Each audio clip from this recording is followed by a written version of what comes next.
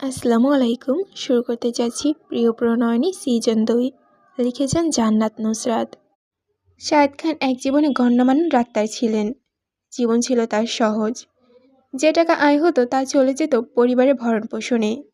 পরিবারের সবার বড় হয় তার ঘাড়ে ছিল দায়িত্ব অনেক। একদিনে এই পাওনা নয় তার, অনেক কেটেছে ভদ্রলোক এসবের পেছনে। যখন তিনি সদ্য ইন্টার্নশিপ, তখন কথা পাকাপাকি হয়েছে ব্রাহ্মণবাড়িয়ার মধ্যবিত্ত পরিবারে এক মেয়ের সাথে।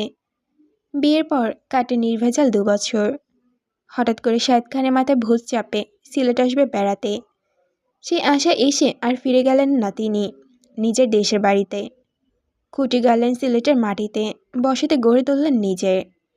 ততদিন ছোট ভাইয়েরাও পড়াশোনা করে তার দায়িত্বের বাইরে চলে গেছে। তাই কোনো সমস্যা হলো না আর। সিলেটে থাকা পর্যন্ত সীমাবদ্ধ থাকলো না শাহেদ খানের। একই সাথে বন্ধুত্ব করলেন। বন্ধুত্বের বিস্তৃত এতটাই ছিল যে সৈয়দ হিলাল আহমেদ যখন বিদেশে পাড়ি জমালেন, তিনিও উগ্র হলেন পাড়ি জমাতে। তখন অবিবাহিত ছিলেন সৈয়দ হিলাল আহমেদ। সাল কতই হবে, 1990 এর আশেপাশ। বন্ধু ফিরে আসলো 5 বছর পর। অনেক পাত্রী দেখা হলো তার জন্য। কোনো না কোনো কারণে দেখিয়ে তিনি না করে দিতেন পাত্রীকে। লিপি বেগমকে যেদিন দেখতে যাবেন, মেহেরুন্নেসা ঠেলিয়ে ধাক্কে সকালে পাঠাতে পারলেন না মেয়ে দেখতে। সন্ধ্যার আগ মুহূর্তে গেলেন পার্থীর বাড়ির নাসির সাহেব ও হিলাল সাহেব দুজন মিলে। তখন আবার বিদ্যুৎ ছিল না। অন্ধকারে শ্যামলা লিপি বেগমকে দেখে মনে ধরল তার। নাসির সাহেবকে যখন শুধালেন, ভালো লেগেছে? নাসির সাহেবের উত্তর ছিল, আপনি সংসার করবেন, আপনার পছন্দ হলেই হলো। এবার দারুণ আমেজে হিলাল আহমেদ আর লিপি খানের বিয়ে হলো। মাত্র 11 মাসের মাথায় স্ত্রীকে নিজের কাছে নিয়ে গেলেন তিনি। সেটা দেখে আরও বেশি উগ্রীব হলেন শাহেদ খান। নিজের মানবাসন বন্ধুর সামনে তুলে ধরতে হিলাল সাহেব বললেন, চেষ্টা কর, আমি পাশে আছি। ভবিষ্যৎ বাচ্চাদের সুন্দর এক ভবিষ্যতের জন্য দৃঢ় মনোবল তৈরি করে কাজে লেগে গেলেন।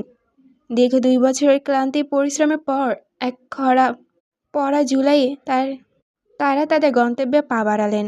তখন সন্তানের মুখ দেখেননি স্বামী স্ত্রী। ততদিনে বিদেশে থাকা হেলাল সাহেব ও লিপি বেগমের কোলজোরে ফুটফুটে এক শিশু জন্মেছে। নাম রাখা হলো তার সৈয়দ জাইন হিলাল।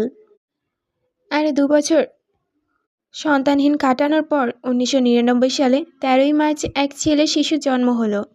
সদ্য নবজাতকের নাম নির্ধারণ করা হলো মাহাদি এহসান খান। মাহাদির জন্মের ঠিক 6 মাস পর জন্ম হলো হিলালের ঘরে এক পুত্রের। দিনটি ছিল 1 সেপ্টেম্বর। কোলে করে মাহাদিকে নিয়ে দেখতে গেলেন ছেলেটাকে। ফুটফুটে জন্ম নেওয়া সেই সদ্য শিশুটির নাম রাখা হলো সৈয়দ আরশ হিলাল। ধীরে ধীরে ছেলেগুলো বড় হতে লাগলো। এখন বয়স তাদের কত? 25 হয়ে 26-এ পা রাখছে। 2 দিন পর বিয়ে দেবেন ছেলে। তারপর নাতি নাতনির মুখ দেখবেন। এই পর্যায়ে নিজের চিন্তার ইতি টেনে দিলেন শাহেদ খান। ছেলে তো বিয়ে করতে চায় না, নাতি নাতনি আসবে কিভাবে? শাহেদ খানের মতামতে যত তাড়াতাড়ি ছেলেমেয়েদের বিয়ে হবে তত তাড়াতাড়ি নাতি নাতনির মুখ দেখবেন তিনি। তারাও তাড়াতাড়ি বড় হয়ে যাবে। তারপর তাদের বিয়ে হলে তাদেরও সন্তানাদি দেখবেন। তাদের বিয়ে দেখে নিবেন মরার বয়সে। আর বিয়ে করতে না চাইলে ব্ল্যাকমেল করবে ইমোশনাল। আর বাঁচবে কতদিন বলে। কিন্তু সেই ইচ্ছে এক বালতি জল ঢেলে বসে আছে মাহাদি। হয়তো এই ছেলে এমন দেরি করে বিয়ের জন্য উনি ইমোশনাল ব্ল্যাকমেল করতে পারবেন না। এই নিয়ে ভীষণ চিন্তা পড়ে গেলেন ভদ্রলোক। গালে হাত রেখে খাবার টেবিলে চিন্তায় এত ডুবে গেলেন, ভুলে গেলেন তিনি মাহাদির দিকে তাকিয়ে আছেন নিষ্পলক। মাহাদি বিভ্রান্ত মুখে তাকিয়ে থাকার দেখে বাবার হাতে ধাক্কা দিল আনিকা। অমনোযোগী থাকায় মেয়ের ধাক্কায় তড়িৎ নড়ে উঠলেন শাহেদ খান। যখন টের পেলেন ছেলে দিকে এতক্ষণ হাঁ করে তাকিয়েছিলেন, তখন দীর্ঘশ্বাস ফেলে বললেন, বিব্রত করার জন্য দুঃখিত। মাহাদি ফক দিয়ে আপেলের টুকটো মুখে দিয়ে আবারও নিজের উপর বাবার পলক্ষীন দৃষ্টি পেতেই তড়াক করে ঘাড় ঘুরে সরাসরি তাকালো। বুড়োই চেয়ে শুধালো, কি? শাহেদ খান কি একটা ভেবে হু হু করে হেসে উঠলেন। বললেন, তোমার মধ্যে আমি হিলালের প্রতিচ্ছবি দেখতে পাচ্ছি। মাহাদি বুড়োই চেয়ে জানতে চাইল, কী প্রতিচ্ছবি দেখছেন? তিনি সেটা উত্তর না দিয়ে জিজ্ঞেস করলেন, বিয়ে করবে কবে তুমি? বয়স তো অনেক হয়েছে। মাহাদি চুপচাপ খাবার খেতে ব্যস্ত হলো, উত্তর দিল না। যখনই বিয়ের কথা তোলা হয় সে নিশ্চুপ হয়ে যায় এভাবেই। আনিকা ভাই নিশ্চুপতার রেশ টেনে ধরলে হাসলো, বলল, ও ওই মেয়েটা কি পছন্দ করে মনে হয়? শাহেদ খান কপালে ভাঁজ ফেললেন, প্রশ্নতীত স্বরে উত্তর দিলেন, কোন মেয়ে? ওই তো সৌদ বাড়ির গুলুমুলু রসমালাইয়ের মতো দেখতে মেয়েটা। মাহাদি তড়াক করে বনির দিকে তাকালো, দরজার গলায় শাসালো, আনিকা, ফালতু বকবি না। শাহেদ খান ছেলেকে ধমকে উঠলেন, তুমি চুপ করো, বলো মা কি বলছিলে? আনিকা গদগদ করে উঠে বলল, দেখো বাবা, আমি বলার পূর্বেও বুঝে ফেলেছে তার মানে কি, ও কি পছন্দ করে। আমি বলি কি, তুমি ওই সুন্দর দেখতে মেয়েটাকে মাদির বউ করে নিয়ে আসো। সবার ভেতর নম্র ভদ্র ওই মেয়েটা। আনিকা কথা শেষ হতে না হতেই মুখ ফুলে শ্বাস ফেলল। রগরগে কণ্ঠে একটা কথা বলতে গিয়েও মুখের ভেতর দলা পাকালো কথা ফসকে বের হয়ে আসলো। ওই বাড়ির সব মেয়েদের নাক দিয়ে বাচ্চাদের মতো সর্দি পড়ে, আর ওই মোমো মেয়েটার সারা বছরই সর্দি লেগে থাকে। তাছাড়া বয়স 20-এর গোড়ায়, কিন্তু এখনও ভাইদের কলে চড়ে ঘুরে বেড়ায়। উপর থেকে নিচ পুরোটাই ন্যাকামি ভরপুর। কথাটা শেষ হতেই ভিক্টর ভয়েস রেকর্ডটা অন করল। মাহাদি কানে নিজের বলা শব্দগুলো যেতেই চোখ রাঙিয়ে দেখল ভিক্টরকে। শক্ত কণ্ঠে আদেশ দিল, ডিলেট দাও ভিক্টর, এ কেমন অভদ্রতা? আনিকা নিষেধাজ্ঞা জারি করল, বলল, ভয়েসটা আমাকে পাঠাও। মাহাদি মোবাইলটা চিনিয়ে নেওয়ার আগেই ভয়েসটা পাঠিয়ে দিল ভিক্টর আনিকার নাম্বারে। আনিকা ভাইয়ের পানে চেয়ে ঠোঁটো চেয়ে স্নান করে হাসলো, বলল, ওই বাড়ি সুফিয়ার কাছে এই রেকর্ডটা পাঠাবো, আরও ভাইরাস হয়ে ব্রেকিং নিউজের মতো পুরো পরিবারের খবরটা ছড়িয়ে দেবে। সুন্দর হবে না ব্যাপারটা? মাহাদি রাগে চেঁচিয়ে উঠল, আব্বু, ওকে বলুন লিমিটে থাকতে। শাহেদ খান শ্রাগ করলেন, উনি কিছু বলতে পারবেন না, যার মানে। রুমি খানের পানে তাকাতেই দেখল মা মিটিমিটি হাসছে। অসহায় চোখে তাকিয়ে বলল, আম্মু। রুমি খান বললেন, যখন বলে ফেলেছ তখন তা মোকাবেলা করার সসাহস রাখো। আনিকা, পাঠিয়ে দাও মাহাদির রেকর্ডটা। কথা শেষ করে রুমি খান শব্দ করে হেসে ফেললেন, সাথে শাহেদ খানও। শাহেদের এক জায়গায় খুঁটির মতো দুহাত পেছনে রেখে দাঁড়িয়ে থাকা ভিক্টর এর ঠোঁটেও হাসি রাখা দেখা গেল। মাহাদি হতাশ চোখ মুখে দেখল পরিবারের সবার মুখ। কারো গতিবিধি দেখে মনে হলো না ডিলিট দেওয়ার ধান্দা আছে রেকর্ডটুকু। নুসরাত গাছের নিচে দাঁড়িয়ে দেখছে সূক্ষ্ম চোখে গাছটা। পাশে দাঁড়িয়ে আছে আহান। বোনের মনোভাব সে ধরতে পারছে না, তাই অনবরত জিজ্ঞেস করেছে এখানে তারা কেন এসেছে। নুসরাত চোখ গাছের দিকে স্থির রেখে জিজ্ঞেস করল, নিউটন সূত্র আবিষ্কার করেছে কিভাবে? আহানের সরল উত্তর, গাছের নিচে বসে।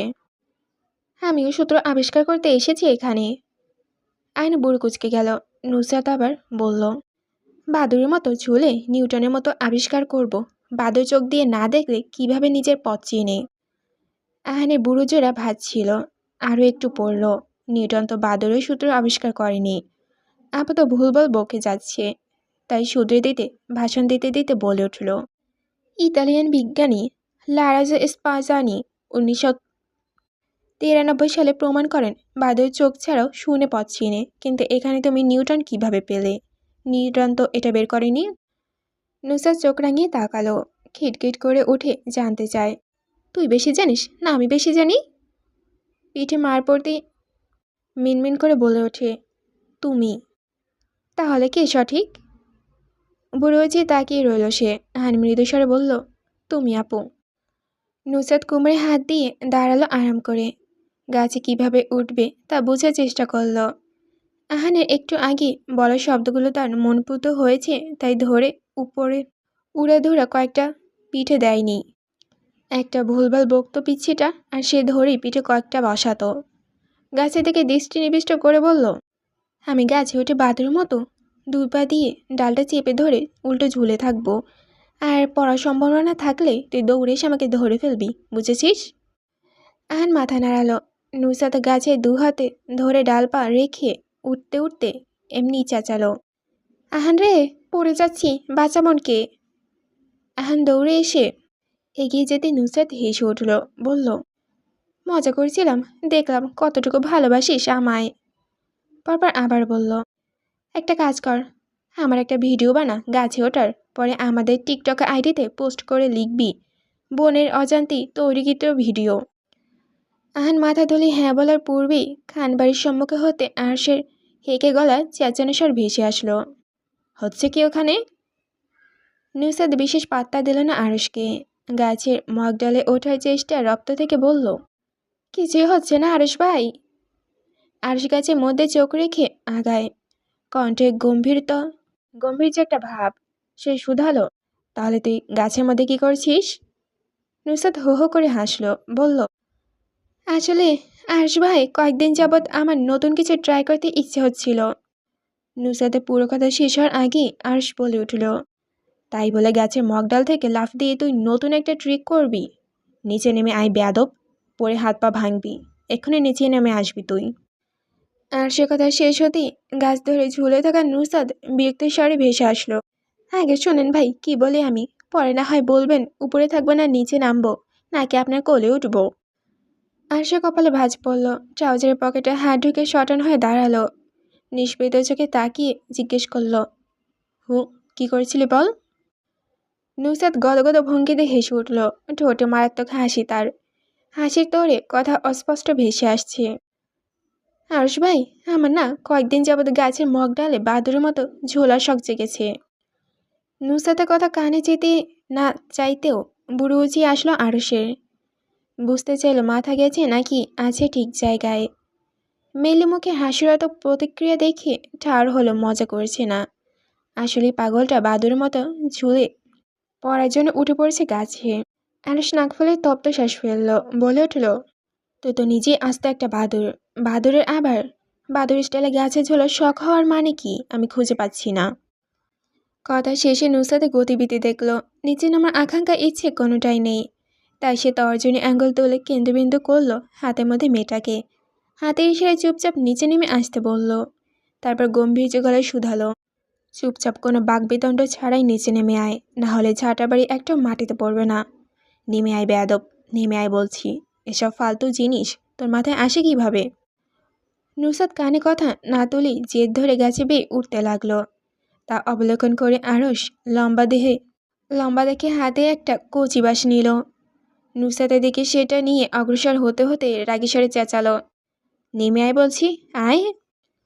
নুসরাত ঝটপট উঠতে উঠতে উত্তর দিল, আপনি আসলে একটা ভেড়া আরশ ভাই।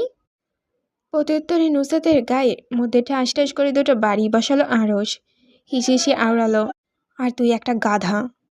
খানবাড়ির শান বাঁধানো বাপাশের পুকুরে হাতে বসে নিয়ে চুপচাপ বসে আছে জাইন। শান্ত ধাঁচে চোখে দেখছে পুকুরের মাঝে নড়াচড়া। যেই বড়শিতে থাকা টুপটা মাছ মুখে নিতে যাবে, অমনি পাথর দিয়ে কেউ একটা ঢিল ছুঁড়ে মারল। তাই বড়শিতে মাছ লাগার পূর্বেই তা পালালো। জাইন চোখ মুখ কুচকে বিরক্ত ভঙ্গিতে উপর দিকে তাকাতেই চোখাচোখি হলো নুসরাতের সাথে। অমনি দাঁত বের করে ভেটকি মাছের মতো করে হাসলো নুসরাত। হাত নাড়িয়ে বলল, জাইন ভাই, আপনার পেছন পেছন এখানেও চলে এসেছি। জাইন কথা বলল না, গম্ভীর মুখ করে ধ্যান দিল বড়শির দিকে। নুসরাত পাত্তা না পেয়ে এগিয়ে গেল সিঁড়ির দিকে। ধীর পায়ে নিচের দিকে নেমে গিয়ে নির্দিষ্ট দূরত্ব রেখে বসল। শ্রবণেন্দ্রিয় ভেসে আসলো প্রশ্ন, কখন এসেছেন? এই তো 2 ঘন্টা হবে। জাইন পানি দিকে তাকিয়ে থেকে বলল, আর কে কে এসেছে?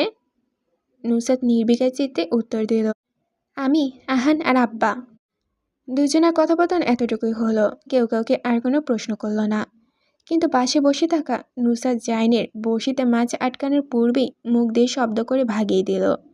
এতে বিরক্ত হলেও তা জাহির করল না জাহিন। আর সে ছোট মামা বছর 10 হয়েছে বিয়ে করেছেন। তার বড় ছেলে মেহের বয়স মাত্র 4 বছর। একসাথে 2টো বাচ্চা হওয়ার ওনার স্ত্রী টুম্পা বাচ্চা দুটোকে সামলাতে হিমশিম খান। মেঘলা কিছুটা শান্ত প্রকৃতির হলেও মেহুল প্রচণ্ড চঞ্চল। বাড়ির বয়স্ক কর্তী রোমানা খাতুন ছাড়া আর কেউ তাকে থামাতে পারে না। সেও আর কাউকে ভয় পায় না তেমন।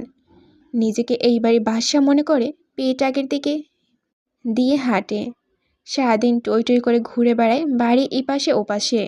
মন ভরে সব কিছু করে, মনে ভয় ডরের লেশমাত্রও নেই। নুসরাত এসেছে থেকে এই বাড়ির ইচপোকা ছেলেটা তার পেছনে লেগেছে, এক সময় এক একভাবে। যেমন কখনো তার গায়ে তেলাপোকা এনে ছুঁড়ে মারছে, কখনো বালু দলাতো, তো কখনো আবার লেজে ছাড়া টিকটিকি। নুসরাত বুড়ো কুচকে শীতল চোখে দেখছে ছেলেটার আজগুবি কাণ্ড কারখানা। হুদয় তার সাথে এসে শত্রুতা করছে, চোখ দুটো তীক্ষ্ণ করে শিয়ালের মতো তককে তককে আসছে। কখনো এই ছেলেকে চেপে ধরা উচিত শিক্ষা দিবে। তাই মাথায় চাপ না দিয়ে কাউচে এক পা তুলে বসে আরাম করে কামড় বসালো আপেলে। নির্লিপ্ত মুখটা হঠাৎ অদ্ভুত হাসির তরে বেঁকে গেল। পেছন থেকে আসা চেহারা যখন এগিয়ে এসে ঘাড়ের কাছে কিছু একটা রাখতে যাবে, অমনি হাতটা চেপে ধরল ধপাস করে, এনে ফেলল নিজের সামনে মেহুকে। তীরের ফলার ন্যায় একেবারে উঁচিয়ে শুধালো, বেয়াদব, বেয়াদবি হচ্ছে আমার সাথে।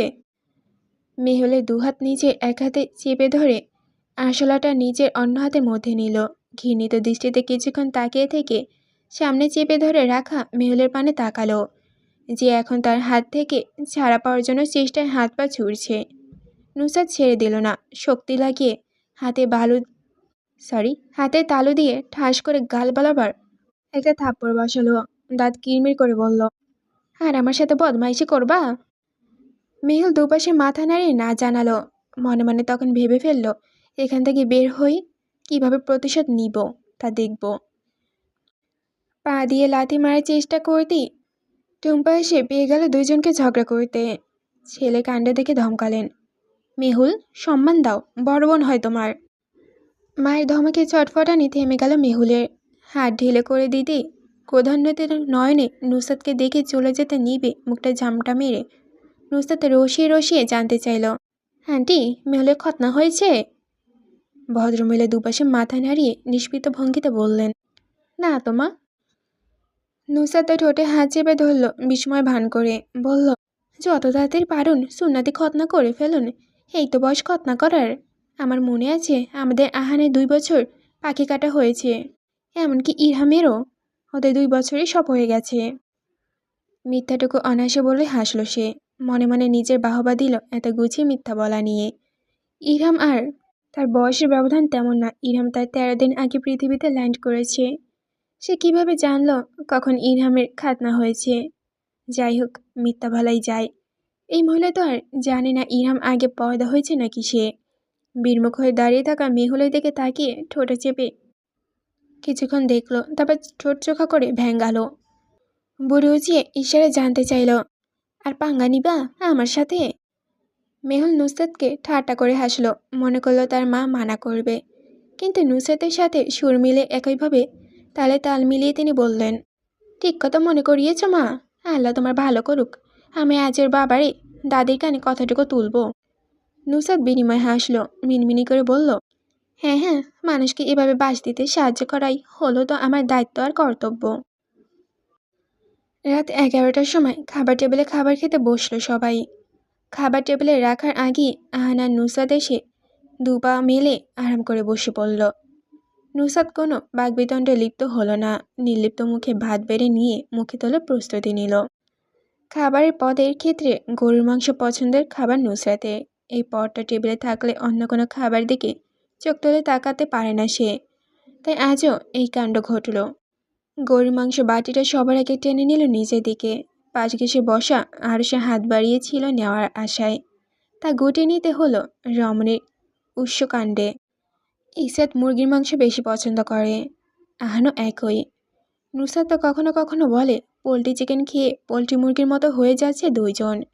এতে বিশেষ পাত্তা দেয় না কেউই, কারণ সৌদ বাড়ির ভেতরে নুসরাত একমাত্র ফালতু কথা বলার উস্তাদ। জানি আবার খাবার খেতে ভিন্নতা, সে পছন্দ করে ছাগলের মাংস। রুমানা খাতুন ইসরাতকে বিশেষ পছন্দ না করলেও নাতনিদের পছন্দ অনুসারে রেখেছেন খাবারের সকল পদ। আরশাদ নুসরাতের জীবনে কোনো কিছুতেই মিল না হলেও খাবার খেতে একটু একটু মিল পছন্দ যায়। যেমন নুসরাতের গরুর মাংস পছন্দ, আর সেক্ষেত্রেও তাই। ব্ল্যাক কফি দুজনে অপছন্দ করে, তবুও মুখ কুচকে গলদপ করে। সবজির ক্ষেত্রে নুসরাতের অপছন্দের তালিকায় সর্বপ্রথম করল্লা, আর আরশের পছন্দের তালিকায় সর্বপ্রথম এই সবজিটা। আরশের অপছন্দ হলো ফুলকপি, নুসরাতের আবার তা পছন্দ। শুটকি পছন্দ নুসরাতের, আরশ আবার তার 2 চোখে ঘৃণা করে। স্পাইসি খাবার সৌদ বাড়িতে কারই মুখরোচক হয় না, তাই খাবারের মরিচের পরিমাণ সবসময় কম থাকে। আর ওই ঝাল খাবার পছন্দ না করলেও মিষ্টি আর টক খাবার একদমই দু চোখে দেখতে পারে না। এদিকে মিষ্টি আর টক খাওয়া নুসরাতের পছন্দের শীর্ষ তালিকায়। গরু মাংস বাটি থেকে নিতে গিয়ে বারবার হাত ফসকে গেল নুসরাতের। আর সে তো খেয়াল করলো তা। হাত বাড়িয়ে টেনে নিল এক প্রকার চামচ। নুসরাত ঠোঁট চোখা করে কিছু বলতে নিবে আর চুপচাপ প্লেটে চামচ ভরে ভরে মাংস তুলে দিল। ধমকে উঠে বলল, খা। নুসরাত বিমুখ আঁখি পল্লব নিয়ে তাকিয়ে রইল। জিজ্ঞেস করল, ধমকাচ্ছেন কেন? আশ্চর্য। আরশ কথা বলল না। গরু মাংস প্লেটে নেওয়ার জন্য চামচ হাতে নিতেই নুসরাত এমনি শুধালো, আরশ ভাই, আমি বেড়ে দেই? আরশ মানা করে দেবে ভেবে নড়ে চড়ে বসল। মনে মনে প্রহর গুনল মানা করার, কিন্তু তাকে অবাক করে দিয়ে আরশ হাত সরিয়ে নিল। ইশারায় বোঝালো বেড়ে দিতে। অস্পষ্ট সুরে উচ্চারণ হলো, হুঁ। আরশে রাজি হয়ে যাওয়াতে মোটেও খুশি হলো না নুসরাত। মেঘের আধারে ঢেকে গেল উজ্জ্বল মুখশ্রী। মিনমিন করে নিজে মনেই নিজে বলল, নিজে বেড়ে খানা ভাই, আমাকে বলছিস কেন? আরশে কানে কথাগুলো গেলেও প্রতিক্রিয়া দেখালো না। বুকে হাত ভাঁজ করে তাকিয়ে দেখল নির্মিষে দৃষ্টিতে খাবার বেড়ে দেওয়ার চিকন হাতটা। বাটি উল্টো ঢেলে দিতে দিতে নুসরাত প্রশ্নাত্মক কণ্ঠে জানতে চাইল, হাল লাগবে আরশ ভাই? আরশ মানা করার পূর্বেই পুরো বাটি আরশের প্লেটে দেখা গেল। নুসরাত আরশের দৃষ্টি উপেক্ষা করে ঠোঁট বাঁকিয়ে হেসে খাবারে ধ্যান দিল। সাধারণ এই দৃশ্য সাধারণ ঠেকল না সামনে বসা রুমনা খাতুনের নিকট। নাতের অমন প্রাপ্তবয়স্ক মেয়েটার দিকে হাঁ করে পলকহীন তাকিয়ে থাকা বয়স্কর নিকট অদ্ভুত ঠেকল। খাবার বেড়ে দেওয়ার একে অন্যের প্লেটে এটা মনে সূক্ষ্ম তোলপাড়ি সৃষ্টি করল। চামচ শব্দ করে ফেলে দিয়ে কিছু বলতে নিবেন, মুখে আটকালেন। গলবিদে দলা পাকানো কথাটুকু গিলে নিল আলগোছে। সবার দৃষ্টি নিজে দিকে উপলব্ধি হতেই বললেন, আগামীকাল মেহুনের খতনা করা হবে।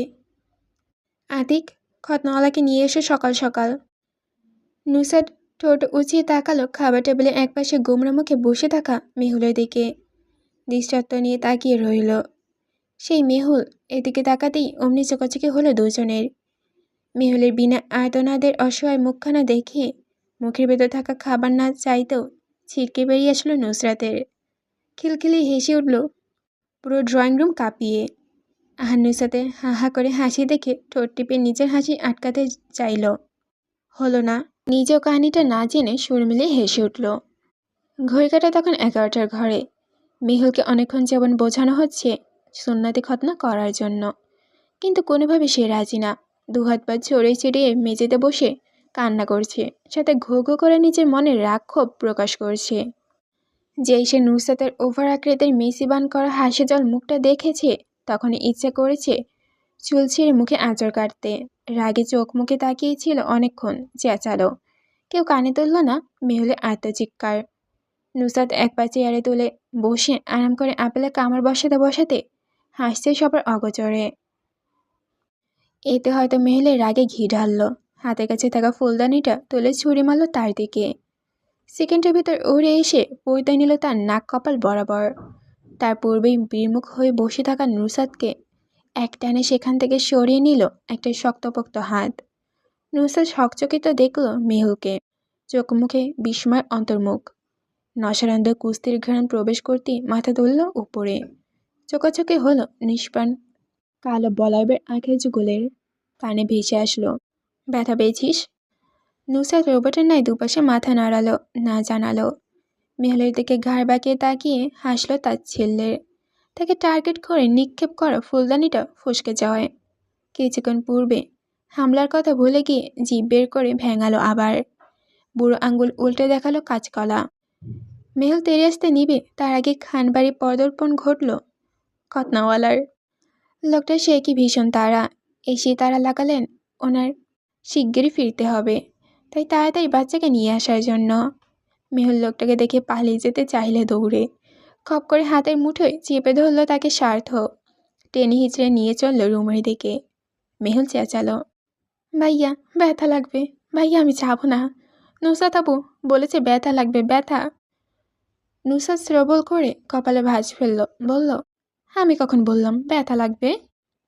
মেহুলকে কাঁধে তুলে নিয়ে যেতে যেতে স্বার্থ বলছে, আরে কিসের ব্যথা, কোনো ব্যথা ট্যাথা লাগবে না, এই যাবি এই আসবি। মেহুল গলা ফেরে চিৎকার করছে, তাতে কেউ ধ্যান দিল না। রুমানা খাতুন ততক্ষণে এসে গেছেন ডাইনিং রুমে। খতনাওয়ালার সাথে কথা বলা শেষে দুইজন এগোলেন সম্মুখে। নুসরাত সেটা খেয়াল করে আরশে থেকে দূরত্ব বাড়িয়ে কোমরে দুহাত রেখে দাঁড়ালো।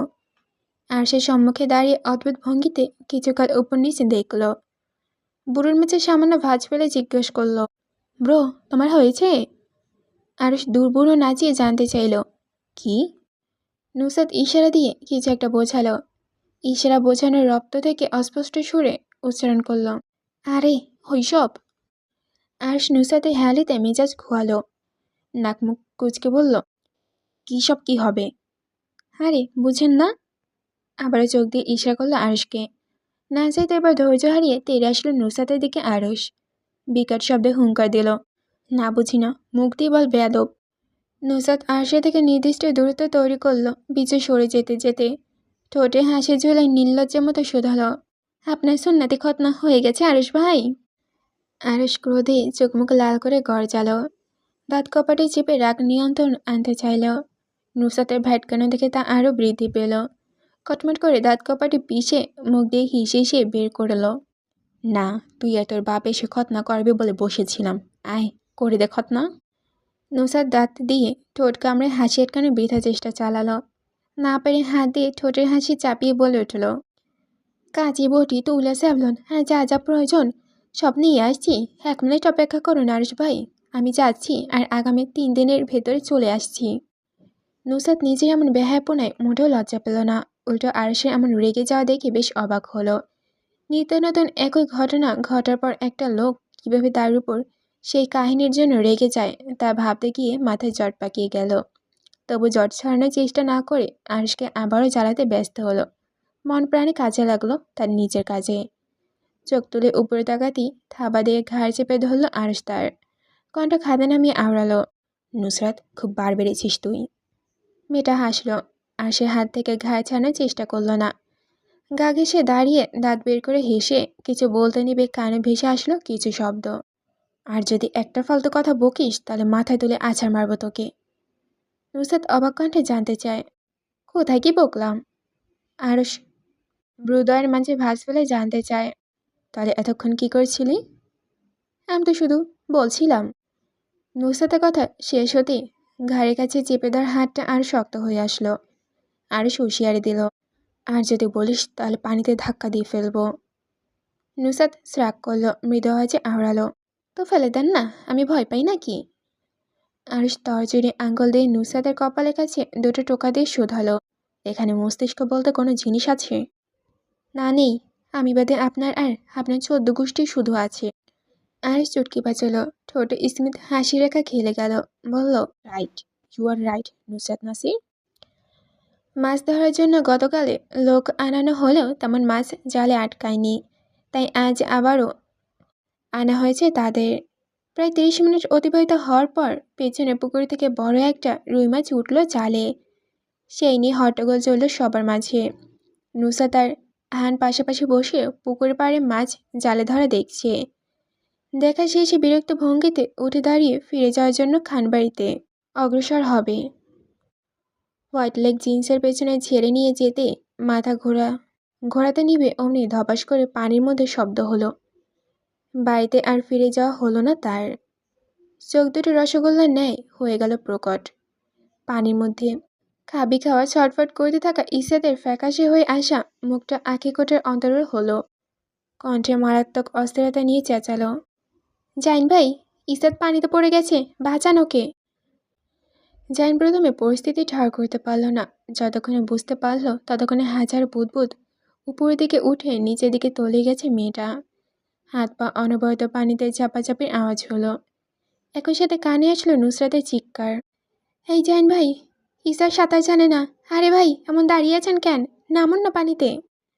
জাইনকে থম মেরে এক জায়গায় দাঁড়িয়ে থাকতে দেখে নুসরাত নিজে সিঁড়ি ভেঙে দৌড় দিল পানিতে নামার জন্য। ভুলে বসলো সেও সাঁতার জানে না, অনায়ারই এক্ষেত্রে।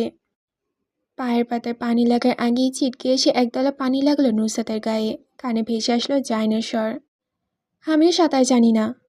মাথায় গাঁতলো, সে কথা কি বোঝা গেল? নুসরাতের চোখের পলক না ফেলতেই তাকিয়ে রইল খাদের মতো পুকুরের দিকে। দিক বিদিক ভুলে শূন্য মস্তিষ্ক নিজেও লাফিয়ে উঠল, পানি নেমে গেল। পুকুরে নামার পর বুঝলো কত বড় ভুল করেছে সে। হাত পা ঝাপটে যত উপরের দিকে উঠে আসছে তত তলিয়ে গেল অন্ধকারের দিকে। মনে হলো রাক্ষসের মতো গিলে নিচ্ছে তাকে নিজের ভেতরে পুকুরটা। শ্বাস নেওয়ার জন্য হাঁ করতে নাক মুখে পানি ঢুকে কুকু করে কেসে উঠল। হাঁ পারের ন্যায় চোখের পাতা ঝাপটালো বাঁচার আশায়, সামনে আচ্ছন্ন দুনিয়া দেখার লোভে। সম্ভব হলো না। আদারে ছেয়ে গেল সবটুকু। ঠোঁট চেপে চোখ বন্ধ করে নেওয়ার পূর্বেই আঁকে কোটর ভাসল। তার দিকে দ্রুততার সহিতে ধেয়ে আসছে একখানা মুখ। নিজের বিভ্রমের নিজেকেই তাচ্ছিল্য করে হাসল। বাঁচার আকাঙ্ক্ষাটুকু হারিয়ে গেল অচিরেই। কানে কাছে তখন সাইরেনের মতো শব্দ হচ্ছে। হয়তো যান কবচের ফেরেশতা আসছে তার নিকট যান কবচ করতে। অপটুক হাত পা পানিতে ঝাপটানো থামিয়ে হাল ছেড়ে দিল। মৃত্যুকে দুহাতে আলিঙ্গন করতে তলিয়ে গেল নিচের দিকে। বন্ধ চোখের পাতায় ভাসল আর সে সাদা কালো অসহায় ক্রোধে লাল হয়ে যাওয়া চেহারাটা। ঠোঁটে আবারও ভেসে উঠল করুণ হাসি। খুব কাছ থেকে নিজের মৃত্যুকে দেখতে পেল সে। নিজের অন্তিম মুহূর্তের প্রথম প্রহর গুনল মস্তিষ্কের স্নায়ুকোষগুলো ঝরে। কখন এসে ধাক্কা দিবে সেই মুহূর্তটা না যাইতো মুখ দিয়ে অস্পষ্ট স্বরে কয়েকটা শব্দ উচ্চারণ হলো, লা ইলাহা ইল্লাল্লাহু মুহাম্মাদুর রাসূলুল্লাহ। যতক্ষণে খান বাড়ির সবাই আসলো ততক্ষণে পানিতে থাকা মানুষগুলোর অস্তিত্ব ডুবে গেছে। শান্ত পানিতে বুদবুদ উপরের দিকে শুধু উঠছে। কেউ কোনো কিছু বুঝে ওঠার আগে ধারাম করে পানিতে আবার শব্দ হলো। লিপি বেগম যখন দেখলেন পুকুরের পানিতে আর ছোট ছেলে দিক বেদিক শূন্য হয়ে লাফ দিয়েছে তখন কিছু বলতে ভুলে গেলেন। হেলাল সাহেব হেরে গলায় পেছন থেকে ছেলে মেয়েদের নির্বুদ্ধিতায় চেঁচালেন, চারটার একটাই সাঁতার জানে না, বোকাদের মধ্যে ঝাঁপ দিল কিভাবে পানিতে? আহান কিছুকাল বর্তমান পরিস্থিতি দেখল গোল গোল চোখ করে। পানিতে নামার জন্য পা টিপে টিপে সিঁড়ি ভেঙে নামলো। ভয়তহীন মুখে পানিতে পা রাখার পূর্বেই এক হাতে স্বার্থ টেনে নিল তাকে। বুড়িয়ে জানতে চাইল, কোথায় যাচ্ছ পিচ্ছি? আহান নিজের টি শার্টটা টেনে ছাড়িয়ে নিল, মুখে বিরক্তির ছাপ। নাক ফুলে বলল, সবাই পানিতে নেমেছে দেখছেন না? আমিও নামছি যাতে পানি থেকে কোনো সূত্র আবিষ্কার করতে পারি। সায়তা দেখল আহানের বোকা বোকা গোলুমোলো মুখটা। দু আঙ্গুলের সাহায্যে গাল শক্ত করে টেনে দিয়ে বলল, সাঁতার জানো তুমি? আহান নির্লিপ্ত উত্তর, না। তাহলে কোন সাহসে তুমি নামছো? আহান কোনো জুদিস্য শব্দ খুঁজে পেল না বলার জন্য, তাই চুপচাপ দাঁড়িয়ে রইল। ততক্ষণে নাসির সাহেব আর হেলা সাহেব দুইজনে পানিতে নেমে গেছেন। পটু হাতে অগ্রসর হচ্ছেন অন্ধকার গহ্বরের দিকে। একে একে জালুয়া ও নিজের জাল দিয়ে পানিতে নামছে। পাড়ে দাঁড়ানো লিপি বেগম মুখটা কালো বর্ণ ধারণ করে থমথমে হয়ে গেছে। চোখ মুখে দেখে বোঝা যাচ্ছে পারলে এই মুহূর্তে এই বাড়ি থেকে প্রস্থান নিতেন। শুধু নিজের অপরাগতার জন্য দাঁড়িয়ে আছেন। সিঁড়ি ভেঙে নিচে নেমে আহানের হাতের কবজি চেপে ধরলেন নিজের হাতের মুঠে। বিড়বিড় করে আওড়ালেন, আল্লাহ আল্লাহ, সবাই যেন সুস্থ হয়ে ফিরে আসুক পানি থেকে। আর এক মুহূর্ত আমি এই বাড়িতে থাকবো না। গাড়ির ব্যাক সিটে বোন আর ভিক্টরের মাঝখানে চুপচাপ বসে আছে মাহাদি। মুখটা গোমরা, দেখে বোঝা যাচ্ছে জোর করে ধরে নিয়ে আসা হয়েছে তাকে। মাহাদি পরিবার আজ মেয়ে দেখতে যাচ্ছে মীরাবাজার। আনিকার মুখটা খুশিতে উৎফুল্ল হলেও মাহাদির মুখটা অন্ধকার। সব কিছু বিরক্তি ঠেকছে তার নিকট। মমকে পাত্রী হিসেবে না করতেই পরদিন থেকে একের পর এক পার্টি ছবি নিয়ে তার সামনে হাজির হচ্ছে পুরো পরিবার। দুদিন যাবৎ কোনো না কোনোভাবেই কোনো রকমের না করে সবাইকে টলারেট করে গেলেও আজকে আর টলারেট করা গেল না। একদম বগল দাবা করে নিয়ে এসেছে পাত্রী দেখার জন্য। গাড়ি চলতে চলতে একসময় এসে নিজ গন্তব্যে থামলো শব্দ করে, হর্ন বেজে উঠল। আর এতেই চিন্তার কর থেকে বের হয়ে আসলো মাহাদি। মুখটা গম্ভীর করে ধূপধাপ পায়ে নামলো গাড়ি থেকে। হাতে কালো রঙের coat, grey colour shirt in করে পরা কালো প্যান্টের সাথে। শার্টের হাতা কবজি পর্যন্ত গোটানো, উপর থেকে একদম ফিটফাট। পায়ের শুয়ের জায়গায় একজোড়া স্যান্ডেল।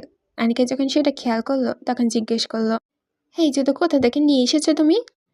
মাহাদি বিরক্ত ভঙ্গিতে বোনের দিকে তাকিয়ে বলতে নিল কবার থেকে। তার আগেই নেত্রকন্যায় ভাসলো পায়ের জুতো জোড়া। কপালে ভাঁজ নিমিশে শীতল হয়ে গেল। মুখ ফসকে বের হলো, ওয়াশরুম থেকে।